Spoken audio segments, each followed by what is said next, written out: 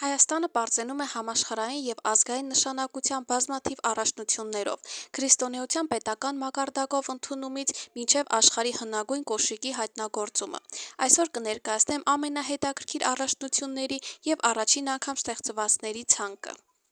Քրիստոնեությունը որպես պետական կրոն։ Հայաստանն աշխարհում առաջին երկիրն է, որը 301 թվականին պաշտոնապես քրիստոնեությունը հռչակել է պետական կրոն։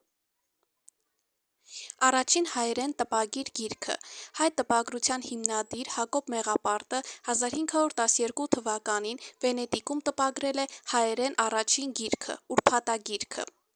Առաջին պարբերականը։ Հայերեն առաջին տպագիր ամսագիրը՝ Ազդարարը, լույս է տեսել Հնդկաստանի Մադրաս քաղաքում 1794 թվականին, շնորհիվ Հարություն Շմավոնյանի։ Մայրաքաղաք Երևանը։ Հայաստանի մայրաքաղաք Երևանը աշխարհի ամենահին շարունակաբար բնակեցված քաղաքներից է, որի հիմնադրման ստույգ տարեթիվը հայտնի է մ.թ.ա.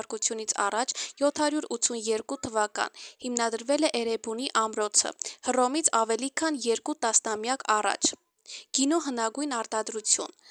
Արենի քարանձավում գիտնականները հայտնաբերել են աշխարհի ամենահին գինեգործարանը, որն ավելի քան 6000 տարեկան է։ Հնագույն կոշիկը։ Հայաստանի Վայոց ձորի մարզի Արենի քարանձավում հայտնաբերվել է աշխարհի ամենահին կաշվե կոշիկը, ավելի քան 5500 տարեկան։ Աստղադիտարանը։ Հայաստանի տարածքում գտնվող քարահունջը, Զորաց քարերը, աշխարհի ամենահին հնագույն աստղադիտարաններից է, մ.թ.ա. 6-րդ հազարամյակ։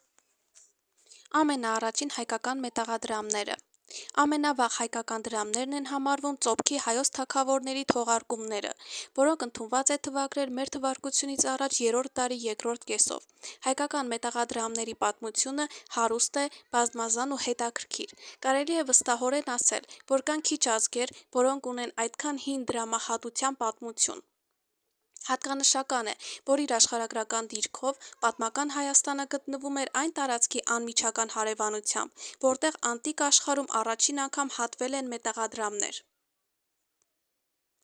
Եզակի նմուշներով մեզ հասած առաջին հայկական մետաղադրամները պղնձից են։ Ծոփքի տիրակալների օրոք հատված մետաղադրամները ձևավորված են հելլենիստական ոճով։ Մետաղադրամների դիմերեսին որպես կանոն պատկերվում էր տիրակալի պատկերը, թագավորի կիսադեմը, հատկանշական սրածայր սաղավարտով։ Դարձերեսի պատկերները կարող էին լինել տարբեր՝ թագավորին խորհրդանշող հեծյալի, արծվի, դիցաբանական բնույթի պատկերներով և խորհրդանշաններով։ Առկա մակագրությունները արքայի անունն ու տիտղոսը կատարված են հունարեն գրերով։